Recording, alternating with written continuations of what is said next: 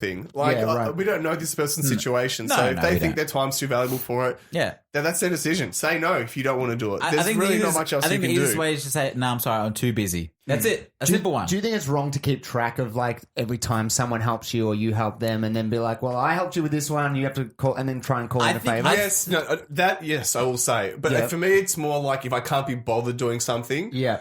And then I think about, but they helped me move some furniture or whatever it is. So I'm like, you know what, I should do that for them. Even though I can't be bothered. You don't need to keep like a actual no tally. Yeah. But I think you can keep track of like, oh yeah, that person helped me out doing this. I can definitely help. Yeah. But if it's like, all right, I've had some events lately, like, I don't know, I've moved houses, I've done this, I've done that, and that person was nowhere to be seen on any of those occasions. Yeah. I think it's fair enough to say, I'm not going to help them out here. Yeah, right. I think that's fair. Fair enough. Yeah. All right, well, maybe we should leave that there for Amazon. And Jeffrey Bezos. Yes. I think so. All right, we'll leave it there for that. I'm going to go next with this one, and this one's going to come from eBay. eBay. See, another one of those big But ones. specifically, because eBay's a little bit different because you're buying from sellers. Yeah. I feel like when you're buying from a seller, a desperate seller, that want to make sure they're getting a 5-star rating, they'll accommodate you. Like, I've had keeps them honest. It keeps them honest. I've had people, like, send things out and, like, it be, like, from, like, a little eBay store. Yeah. And something was, like, slightly faulty about it.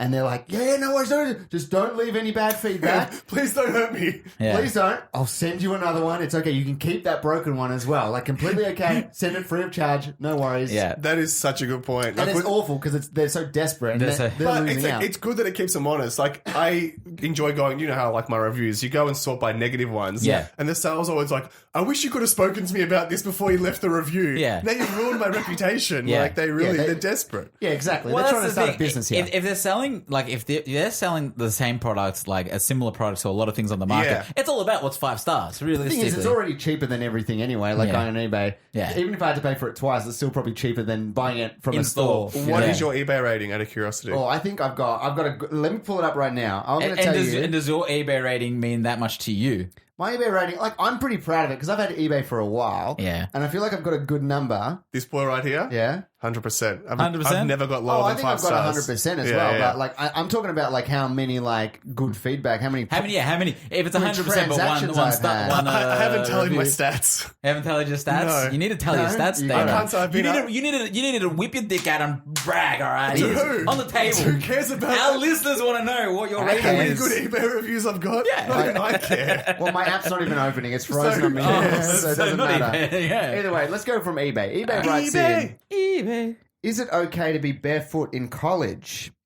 In my university library, many are barefoot, studying on hot days without tennis or socks. I guess it means like tennis Tennis shoes and socks, I guess. I always found it inelegant and unkind. It got very hot this week, and I was there studying, and almost everyone was barefoot at the tables next to mine. And I thought, why not? I took off my shoes and socks and continued my study. And now I'm used to it, and I always want to be barefoot when I study in the library. But I still don't know if I approve of the habit. Are you barefoot when studying in public? What do you think about this habit? eBay. I find it a little gross. Yeah?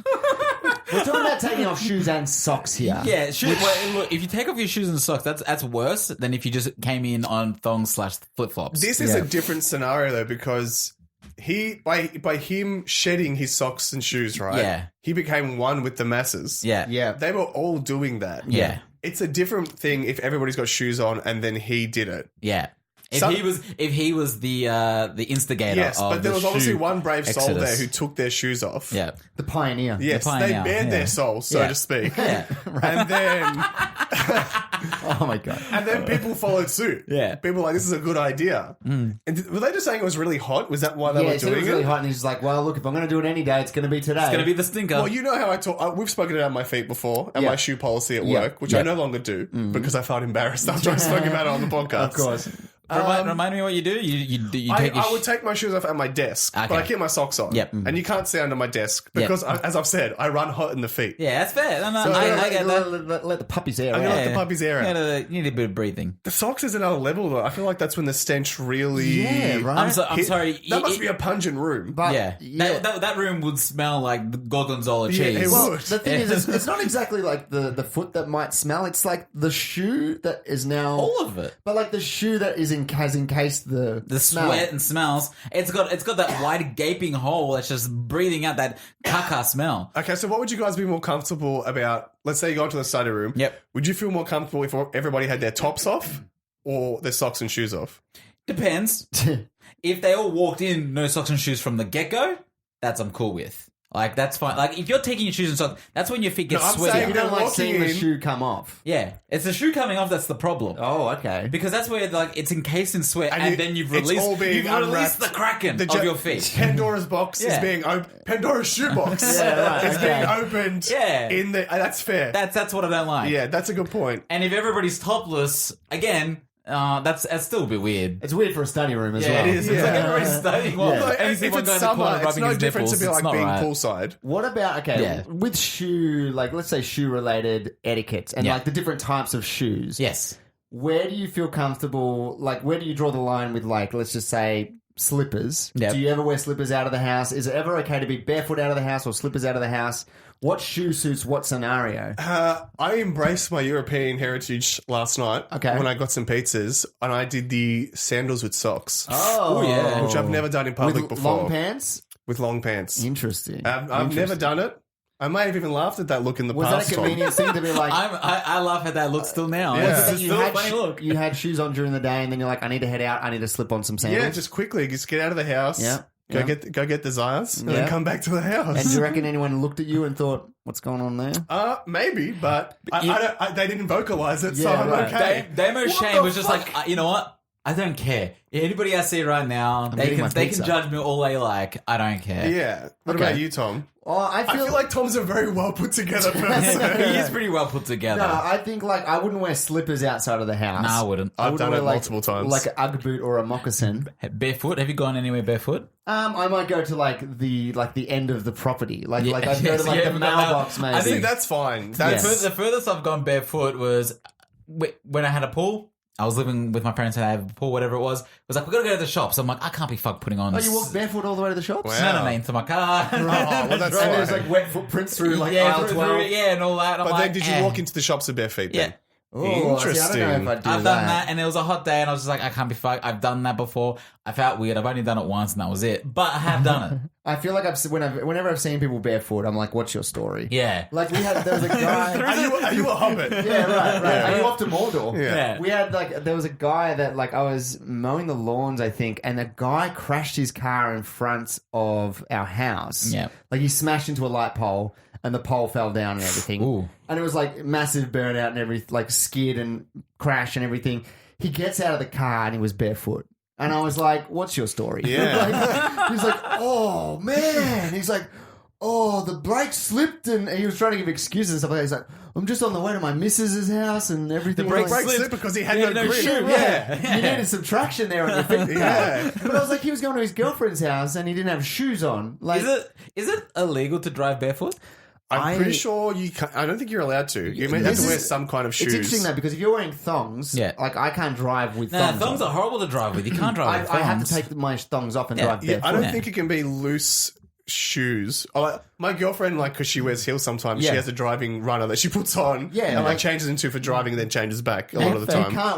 You can't wear your like heels while driving. It makes sense to wear certain shoes. I get, but barefoot. The whole watch your story thing is interesting that Tom was saying when you see people with no shoes, because a few times when I've walked past the NGV, the National Gallery of Victoria, they have that giant fountain at the front. Oh, okay, yeah. And a few times I've seen footprints leading from the fountain across the street, and it's been the same guy every time. Really? So he's taking a dip in the fountain. I think it's the same guy I saw stealing money from there once. I was going to say, is it probably to that get guy? the Probably coins? getting money. Maybe, but I can't remember.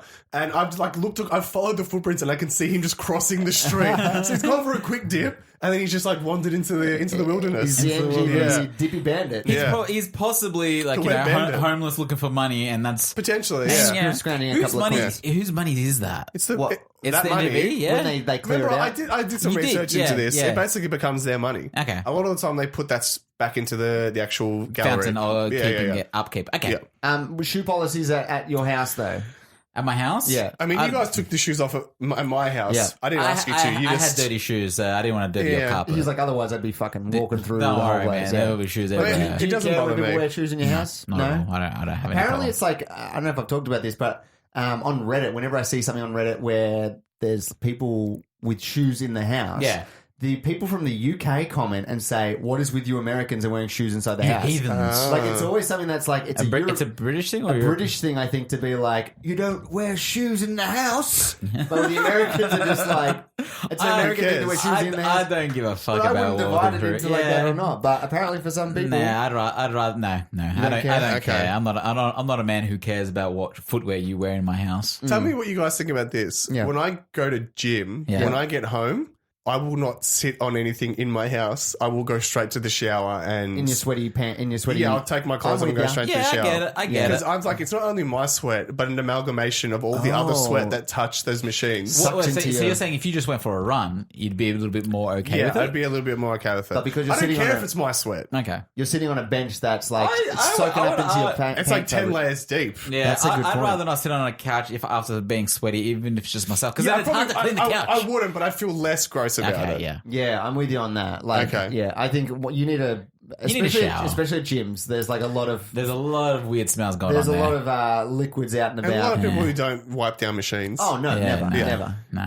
The workaround for this person here, in this scenario, have these people not heard of thongs?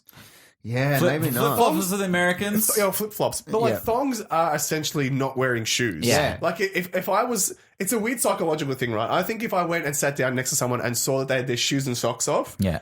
I would think that's gross. But if I sat down next to them and saw that their thongs are sitting next to their feet... You'd be like, whatever. I wouldn't think anything of it. That's a very good point. Like the thongs is one of those things that are like, it's almost the socially acceptable. It's almost socially acceptable that if you're in that, doesn't matter how like... The thong is like the convertible of the feet. You know what I mean? Like you're wearing shoes without the top on. So the fresh air's getting in. And cool middle-aged men wear them. That's right. Exactly. The coolest middle-aged men. They're getting that cool breeze. I hated wearing thongs for the longest time, but eventually I came around to it. I remember when we were in the US, you had to buy a pair of thongs because we were going to a pool party. And they didn't allow shoes. And so Why don't you like thongs? I just didn't like the way they felt. Fair enough. On my foot. Well, I didn't like how they rubbed in my toe. It feels weird. You don't like that? Nah, I didn't like that. I love and I that. still don't really like it. But love I'll wear a thong if I have to. That's that's different. He said, I will wear a thong, not I will wear thongs. Yeah, well, I'll do both. You sexy boy. So this person, should they embrace the no shoe? I think the no shoes are fine, but if you can sounds like wear a in this thong or a place. sandal, I'd go with that. Yeah. And then you're really safe on It's all more social comfortable. levels. Maybe it's something that if it's okay in the study room to do, fair enough. But If other people are doing it and no one's complaining, Yeah, then well, why does it that's it. matter? maybe not try and do it elsewhere. Is that Yeah, what you're saying? look, if you want to be the pioneer of elsewhere, go for it. Yeah. But I wouldn't. All right. That's on me. Well, let's leave it there for eBay then. Now, man. Damien. Hello, guys. All right. Hello. So I know usually it's my turn.